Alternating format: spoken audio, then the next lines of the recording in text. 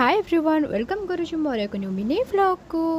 तो दिनटी मोर स्टार्ट हो जाता जे सजना सागर प्रथमे मुझे सजना साग को भल भाव में बाछि दूसरी कारण यह खाइबा द्वारा आम आखिर पावर को बढ़ाई थाए जेहेतु आम दृष्टि शक्ति आम हीन हो जाऊँच ना।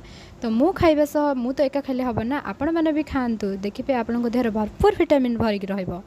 तो मुझे भल भाव ये सजना शाग को बाछी तो तापर मुझे गाधे पाधे पूजा करने फुल तोड़ाई जाइए कि दुखर सह मुझे फेरी आसबार देखी मत लिसा मैडम डाकिकी देले कि ने फुल कौन फुल तू फेरिकी जीव दुखरे तो सहीटा हेनी ना तो ये दुटा फुल नहीं जा पूजा करदेबू।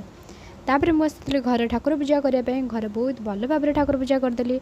आपण मैंने देखुवे आम कृष्णा आम महाकाली आम जगन्नाथ तापर आम लक्ष्मी केते सुंदर लगुच केते क्यूट लगुच आम माँ आम माँ बहुत सुंदर लगते सबुदिन तो तांको मो मन देकी भल पूजा कर सारापर मु चल जाइली खाइबापी। मु तो एका खाइबी ना समस्त सांगरे खाए समस्त सांगरे खाइबा गोटे होची उपकार कौन पाइना आपण मैंने से निजे ही देखु निजे देखले ही जानीपर कि समस्त सांगरे खाइबा केते प्रकार खाइबा केवल केते प्रकार भेराइटी प्रकार खाइबा कौटी मिलता है ना समस्त सांगरे खाइ देखो आम केते रकम आइटम। तो मुझे एते सारा खाइबा खाई देकिना चली शोवाई एक बढ़िया निदरे मुझे चलती शोवाई।